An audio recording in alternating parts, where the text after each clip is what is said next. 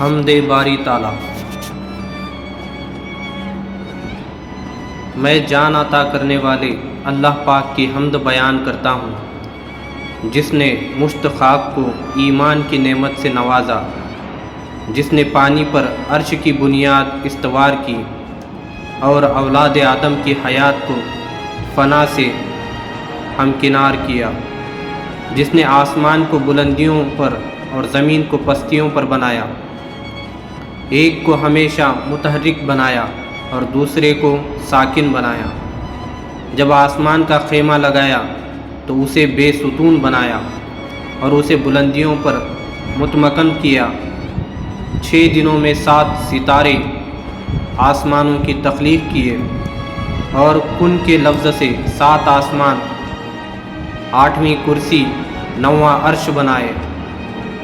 ستاروں کو سونے کی ڈبیا کی طرح بنایا اور سونے کی اس ڈبیا یعنی ستاروں سے آسمان کو روشن کیا۔ جسم کو ایک جان کی مانند بنایا، جس میں زندگی کے پرندے یعنی جان کو ایک مقررہ وقت تک اس میں قید رکھا۔ اپنی فرما برداری کی وجہ سے سمندروں کے پانی کو پگھلایا اور پہاڑوں کو اپنے خوف سے ٹھنڈا کیا اور ساکن بنایا۔ صحراؤں کو پیاسا رکھا، پتھر کو یاقوت اور خون کو کستوری بنایا۔ پہاڑ اللہ کی قدرت کے سپاہی ہیں، جن کی چوٹی تلوار کی مانند ہے اور جن کا درمیانی حصہ کمر بند کی طرح ہے۔ گلاب کے پھول کو آگ کی طرح کا سرخ رنگ عطا کیا اور دریا کے پانی پر پل باندھا۔ اس نے ایک چھوٹے سے مچھر کو اپنے دشمن نمرود پر مسلط کیا اور اسے پریشان کرتا رہا۔ اس نے مکڑی کو حکم دیا اور اس نے غار سور پر جالا تن دیا، جو رسول اللہ صلی اللہ علیہ وسلم اور ان کے یار غار حضرت ابو بکر صدیق رضی اللہ عنہ کے لیے آرام کا باعث بنا۔ اس نے ایک پتلی کمر والے مکوڑے کو حضرت سلیمان علیہ السلام سے ہم کلام کرایا۔ جب اللہ تعالیٰ نے عیسیٰ علیہ السلام کے پاس سوئی کو دیکھا تو فرمایا، اے عیسیٰ، سوئی سے بے نیاز ہو جاؤ اور اللہ تعالیٰ کو اپنا کارساز سمجھو، نہ کہ سوئی کو۔ چنانچہ عیسیٰ علیہ السلام نے سوئی کو پھینک دیا۔ اس نے پہاڑ کی چوٹی کو گلے لالا کے رنگ سے خون آلود کیا اور نیلوفر کے باغ کو دھوئیں کی طرح سیاہ رنگ بنایا۔ زمین کے مختلف ٹکڑوں کو خون آلود کیا، پھر وہاں سے عقیق اور لالا و جواہر نکالے۔ سورج اور چاند رات دن اللہ تعالیٰ کے آگے سجدہ کرتے ہیں اور بارگاہ خداوندی میں اپنی پیشانی کو گھستے ہیں۔ ان کے ماتھے پر سجدوں کے نشان موجود ہیں، کیونکہ اگر وہ سجدہ نہ کرتے تو یہ نشان کہاں ہوتے۔ اس نے اپنی شگفتگی سے دن کو روشنی عطا فرمائی اور اپنی انقبازی ماہیت سے رات کو سیاہی دی۔ اس نے طوطی کے گلے میں سنہری توق ڈالا اور ہدہد کو پیغام رسانی عطا کی۔ اس کے راستے پر آسمان کا پرندہ یعنی آفتاب پھڑپھڑاتا ہے اور رات اسی وجہ سے دن میں تبدیل ہو جاتی ہے۔ مٹی میں پھونک مار کر وہ آدم کو پیدا کرتا ہے اور اس کے خمیر کی جھاگ اور بخارات سے سارے عالم کو پیدا کرتا ہے۔ وہ کبھی کتے کو دربانی عطا کرتا ہے اور کبھی بلی کو رات میں بھی راستہ دکھاتا ہے۔ کبھی وہ کتے کو اپنے خاص بندوں کا قرب عطا کر کے اسے سگے اصحاب کہف کا درجہ عطا کرتا ہے، اور کبھی اپنے نیک بندوں کو بھی اسے کتے سے منسوب کرتا ہے۔ وہ کبھی ابو جہل کے ہاتھوں میں سنگریزوں کو گویائی عطا کرتا ہے اور کبھی چونٹے یعنی مکوڑے کو سلیمان علیہ السلام سے ہم کلام کراتا ہے۔ وہ کبھی عصائے موسیٰ کو سانپ بنا دیتا ہے اور پھر اسے سانپ سے عصا بنا دیتا ہے، اور کبھی تنور سے طوفان نوح کو ظاہر کرتا ہے اور وہ خود ہی آسمان کو ایک سرکش بچھونا بناتا ہے اور پھر ہلال سے اس کے پاؤں میں آگ کے نال لگاتا ہے۔ وہی آسمان کے رہنے والوں کے لیے آسمان کے دسترخوان پر سورج کی روٹی رکھتا ہے۔ وہ پتھر سے صالح علیہ السلام کے معجزے کے طور پر ناخا پیدا کرتا ہے، اور پھر وہ سونے کی گائے کو قارون کے طلسماتی عمل سے نالا و زاری میں مبتلا کرتا ہے۔ وہی موسم سرمایہ میں شبنم کے موتی بکھیر کر خزاں کو موسم میں درختوں کی ٹہنیوں سے سونا بکھیرتا ہے۔ وہی چنبلی کے سر پر 4 ترکی ٹوپی پہناتا ہے اور گلے لالا کے سر پر خون کی ٹوپی اڑھاتا ہے۔ وہ کبھی گلے نرگس کے سر پر سونے کا تاج رکھ دیتا ہے، اور کبھی اس کے تاج میں شبنم کے موتی بھی جڑ دیتا ہے۔ اللہ تعالیٰ کی قدرتیں دیکھ کر عقل حیران و پریشان ہے، اور جان اس کے ولداد ہے۔ اس نے آسمان کو ہمیشہ مہو گردش بنایا ہے، اور زمین کو پرسکون پیدا کیا ہے۔ تحت الثری سے لے کر چاند تک تمام ذرات اللہ تعالیٰ کی ذات پر شاہد ناطق ہیں۔ زمین کی پستی اور آسمان کی بلندی کی گواہی اس کی وحدانیت پر کافی ہے۔ ہوا، مٹی، آگ اور خون سے اس کے اسرار ظاہر ہوتے ہیں۔ مٹی میں پانی ملا کر 40 دن تک اس خمیر میں جان ڈال دی۔ جب اس مٹی کے پتلے میں جان ڈالی تو وہ زندہ ہو گیا۔ پھر اسے عقل و فکر دے کر اسے دانائی و بصیرت عطا فرمائی، اور جب عقل کو بینائی اور بصیرت حاصل ہو گئی تو پھر اسے علم سے روشناس کرایا۔ اور جب آدم کو اپنی حقیقت کا پتہ چلا تو آدم نے اپنے اجزاء کا اظہار کیا۔ پھر وہ محو حیرت ہو گیا اور جسم اپنے کام میں مصروف ہو گیا۔ دشمن اور دوست دونوں پر اللہ تعالیٰ کے احسانات ہیں۔ اللہ تعالیٰ اپنی حکمت سے اپنی مخلوق پر احسانات کرتا ہے، اور تعجب یہ ہے کہ خود ہی سب کا نگہبان ہے۔ پہاڑوں کو زمین کی میخیں بنایا تاکہ زمین اپنی جگہ پر قائم رہے۔ پھر اس زمین میں دریا بہا کر اس کے پاؤں سے اس کے پانیوں سے زمین کے منہ کو دھویا۔ زمین کو گائے کی پشت پر رکھا، گائے کو مچھلی کے پیٹھ پر، اور مچھلی کو ہوا پر بٹھایا، اور ہوا کو کس چیز پر تھمایا یہ راز کسی کو معلوم نہیں۔ آگے سب کچھ ہیچ ہی ہیچ ہے، اور بس اللہ کی قدرت کو غور سے دیکھو کہ یہ سب کچھ ہیچ اور فنا پر ہی کھڑی ہے، یعنی تمام مخلوقات کا انجام فنا ہی فنا ہے۔ اللہ نے عرش کو پانی پر متمکن کیا اور تمام عالم کو ہوا پر زندہ رکھا۔ پانی اور ہوا سے ذرا آگے دیکھو کیا ہے، سب خدا کی ذات ہی تو ہے۔ عرش اور عالم ایک طلسم سے زیادہ نہیں ہے، در حقیقت اللہ ہی اللہ باقی ہے، باقی تمام چیزوں کا صرف نام ہی نام ہے، ان کی حقیقت کچھ بھی نہیں۔ غور سے دیکھو تو تمہیں معلوم ہوگا کہ یہ جہان اور اگلا جہاں ایک فرضی چیزیں ہیں۔ اللہ تعالیٰ کے بغیر اور کوئی چیز نہیں ہے، اور کوئی ہے تو وہ اسی کی ذات ہی ہے۔ اور بس افسوس تو یہ ہے کہ تمام جہان اللہ کی ذات کے صورت سے معمور ہے، مگر آنکھیں اندھی ہیں، اس لیے اس کو نہیں پا سکتے۔ اگر تم اللہ کو دیکھنا چاہتے ہو تو اپنی اس ظاہری عقل کو گم کر دو اور اپنی ذات کی بھی نفی کر دو، پھر سب کچھ تمہیں وہی نظر آئے گا۔ اے اللہ، تو اپنے ظہور کامل کی وجہ سے نظر نہیں آتا، در حقیقت سب کچھ تو ہی تو ہے، اور تیرے بغیر دوسری کسی چیز کا وجود نہیں ہے۔ جس طرح جسم کے اندر جان پوشیدہ ہوتی ہے، اسی طرح تو جان کے اندر پوشیدہ ہے، گویا تو جان کی بھی جان ہے اور سارے عالم میں پوشیدہ ہے۔ تیرے بالا خانے پر پاسبان اور پہرے دار بیٹھے ہیں، تیرے پاس جانے کی کسی کو مجال ہے؟ عقل اور جان کے پاس تیری ذات تک پہنچنے کا کوئی راستہ نہیں ہے، اور تیری صفات سے بھی کما کا کوئی آگاہ نہیں ہے۔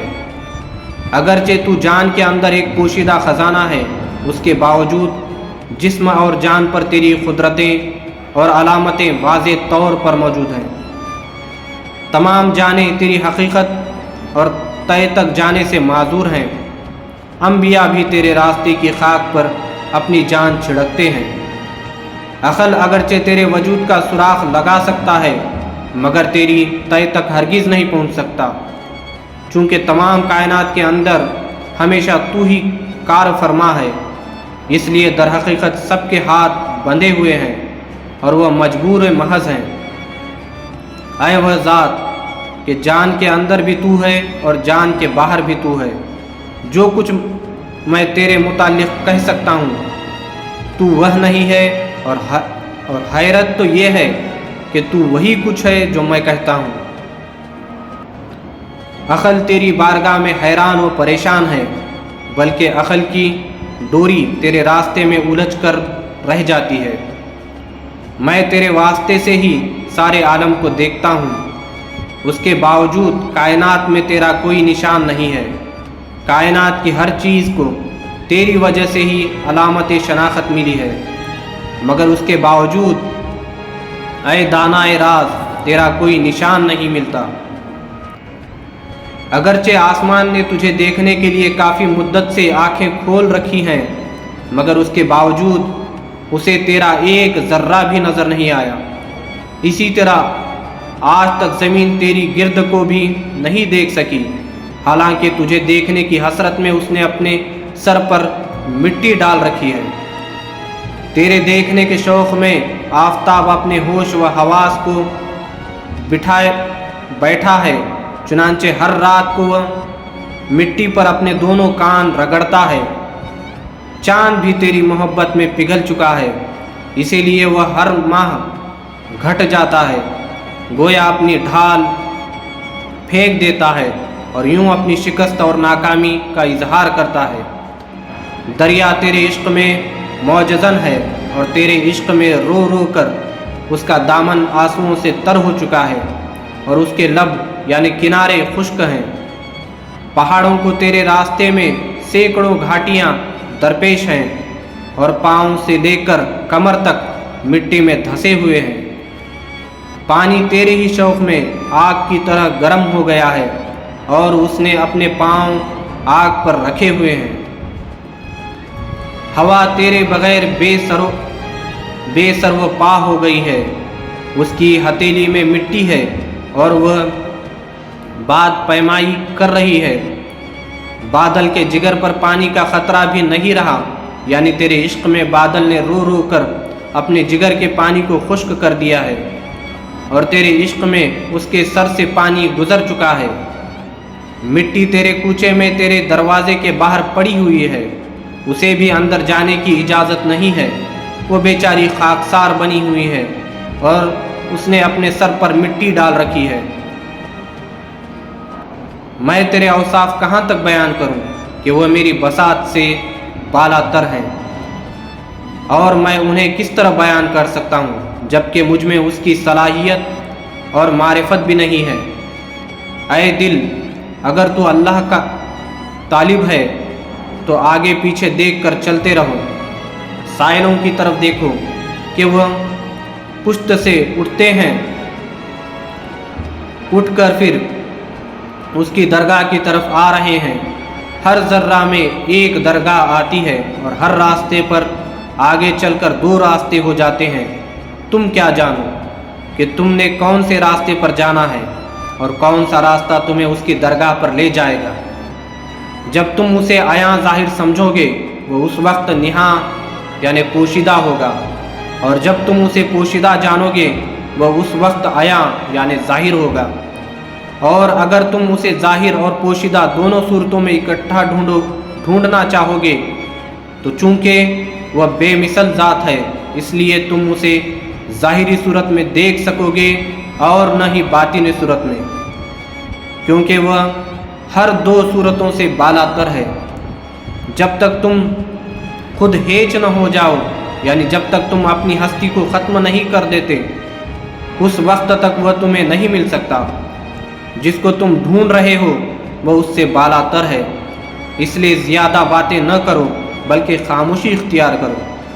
جو کچھ تم کہتے ہو یا جو کچھ تم اپنے متعلق جانتے ہو کہ تم خود یہ کچھ ہو، یہ سب کچھ محض بس نظر ہے۔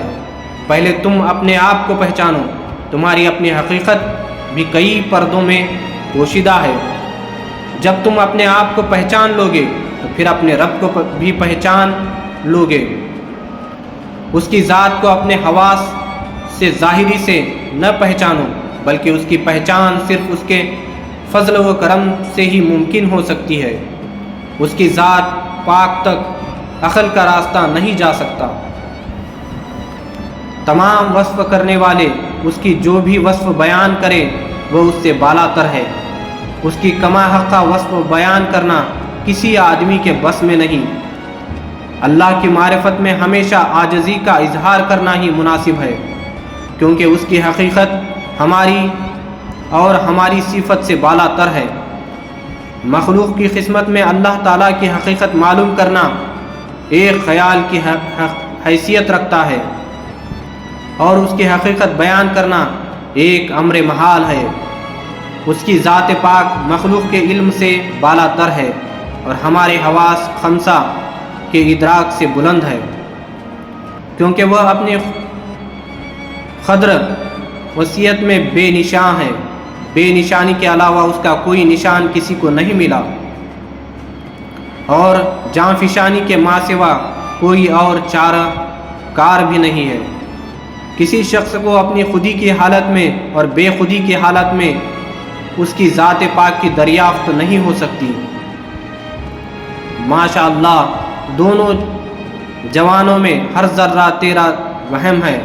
خدا کے بغیر جو چیز بھی تم دیکھ رہے ہو وہ محض تمہاری ایک رائے ہے، اور بس جہاں وہ ہے وہاں کسی انسان کی رسائی نہیں ہے، اور نہ ہی کسی کی جان وہاں تک پہنچ سکتی ہے۔ انسانی عقل اس کے ادراک میں حیران و پریشان ہے، بلکہ جان بھی عاجزی کی وجہ سے انگشت بندان ہے۔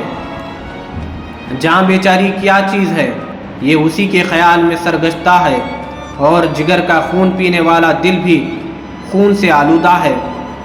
اے حق شناس، تم اسے قیاس میں لانے کی کوشش نہ کرو، کیونکہ وہ بے مثل ہے، کسی کے قیاس میں نہیں آ سکتا۔ عقل اور جان اس کی عظمت اور جلال کی کھوج میں بوڑھے ہو گئے ہیں۔ عقل حیران ہے اور جان مبہوت ہے۔ انبیاء اور رسول بھی اس کے کل کی ایک جز کو نہ پا سکے، اور تمام عاجز ہو کر سرب سجود ہو گئے۔ میری کیا اوقات ہے کہ اس کی پہچان کی لاف ماروں۔ اس کی ذات کو وہی پہچان سکتا ہے جو اللہ سے الگ تھلگ ہو جائے۔ دونوں جہان میں جب اس کی ذات پاک کے سوا کسی کا حقیقی وجود ہی نہیں ہے، تو تم اس کی ذات کے سوا اور کسی چیز سے دل ہی کیوں لگاتے ہو؟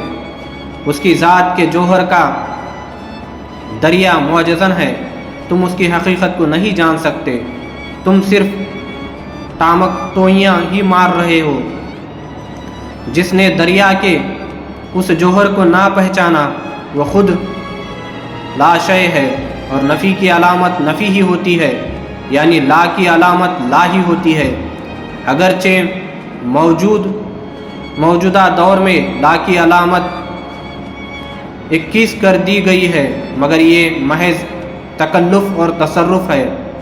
حقیقت وہی ہے کہ لا کی علامت لا ہی ہوتی ہے، تاہم لا کی صورت قطعی اب بھی انگریزی کے 10 سے ملتی جلتی ہے۔ فہم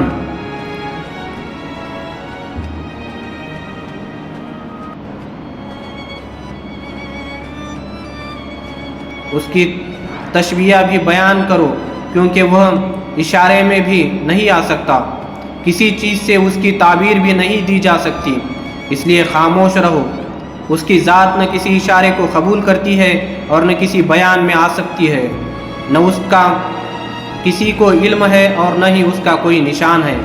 کمال یہ ہے کہ تم اپنے وجود کی نفی کر دو اور بس۔ اس کی ذات سے وصال یہی ہے کہ تم اپنے آپ سے بے خود ہو جاؤ اور اپنے آپ میں گم ہو جاؤ۔ حلولی سے یہی مراد ہے کہ تم اپنے آپ کو اس کی ذات میں گم کر دو، اور جو اپنے آپ کو اس کی ذات میں گم نہیں کرتا وہ بیکار آدمی ہے۔ ایک میں سما جاؤ اور دوئی سے علیحدہ ہو جاؤ۔ ایک دل، ایک قبلہ اور ایک چہرہ ہو جاؤ۔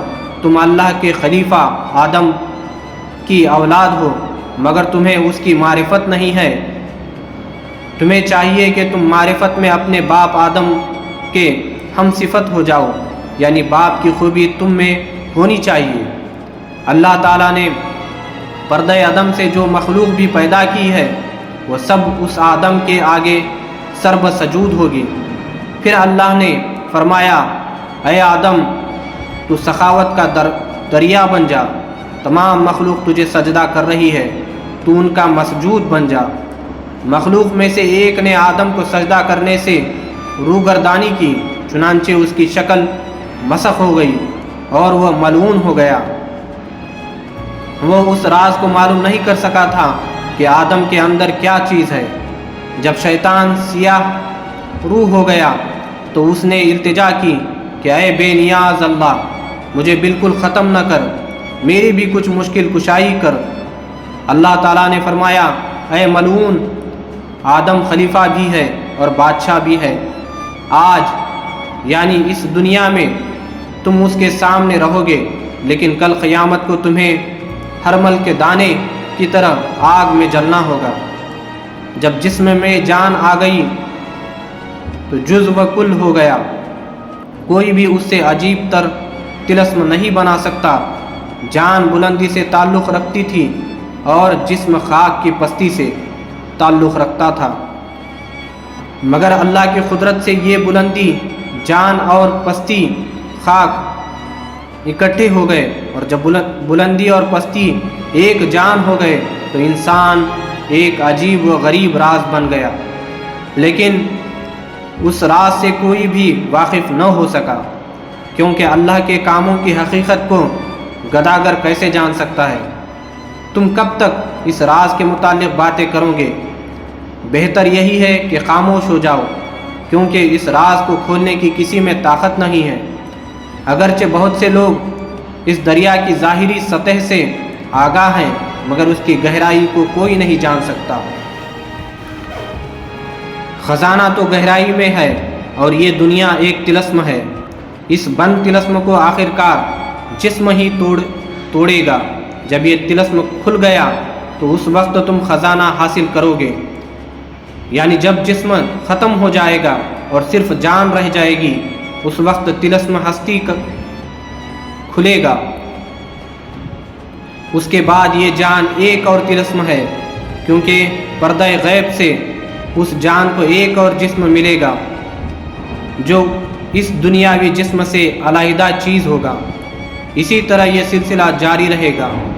اس کی انتہا کے متعلق کچھ نہ پوچھو۔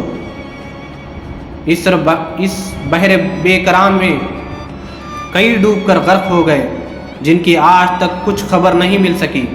یہ دریائے بے کرام اتنی وسعت رکھتا ہے کہ اسے بحر اعظم کہتے ہیں۔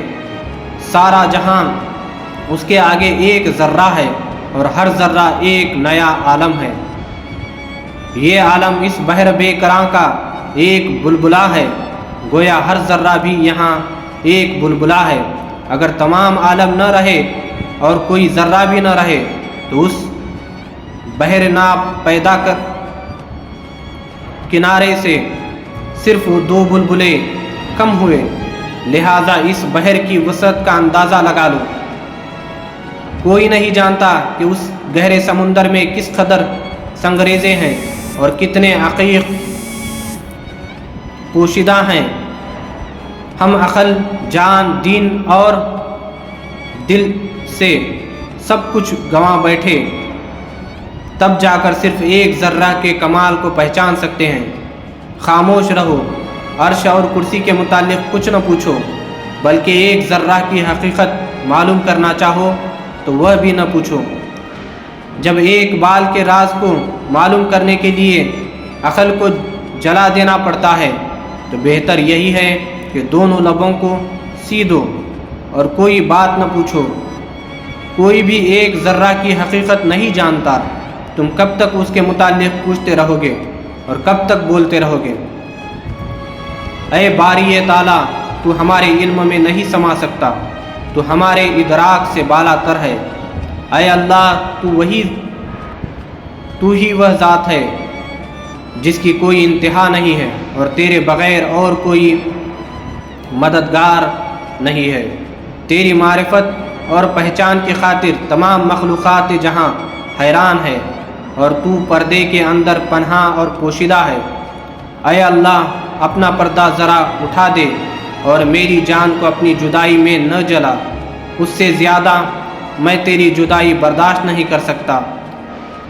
अब तो पर्दा के अंदर मस्तूर न रहे, मैं अचानक तेरे मुअज्जज़न दरिया में गुम हो चुका हूँ। मुझे इस गुमशुदगी और परेशानी से निजात दिला। मुझ बंदे को इस नामहरम समंदर से बाहर निकाल ले। तूने मुझे उस समंदर में डाला है, अब तू ही मुझे इस समंदर से बाहर निकाल ले। मैं सर तापा नफस के फंदे में आ चुका हूँ। अगर ऐ अल्लाह तू मेरी दस्तगीरी न करेगा तो मुझ पर और मेरी हालत पर अफसोस सदअफसोस। मेरी जान बेहुदा कामों में आलूदा हो चुकी है, अब मज़ीद मैं उसमें आलूदगी की ताकत नहीं रखता। या तो मुझे उस आलूदगी से पाक कर ले और या फिर मेरा खून बहाकर मुझे खाक में दबा दे। लोग तुझसे डरते हैं और मैं अपने आप से डरता हूँ, क्योंकि मैंने तुझसे हमेशा अच्छा सलूक देखा है, जबकि मैंने खुद बुराई ही बुराई की है। मेरी हालत एक ऐसे मुर्दा की तरह है जो ज़मीन पर चल रहा हो। ऐ पाक जान बख्शने वाले, मेरी जान को ज़िंदगी अता कर दे। ऐ अल्लाह, मेरा दिल अब जहाँ और जहाँ वालों से भर चुका है। मेरी आरज़ू ये है कि मैं अब खाक के नीचे चला जाऊँ। ऐ बेनियाज, मेरी आजिज़ी को देख और मेरी जान को हर खौफ और ख़तरे से निजात दिला दे। ऐ बादशाह, मेरा दिल खून में आलूदा हो चुका है और मैं आसमान की तरफ सरतापा परेशान हूँ। ऐ अल्लाह, मैं रात दिन तेरे साथ मुतकलीम हूँ।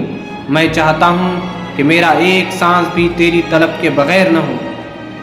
ऐ अल्लाह, कुछ इस तरह मैं और तू एक दूसरे के हमसाया हैं कि तू एक खुर्शीद की मानिंद है और मैं एक साये के मानिंद हूँ।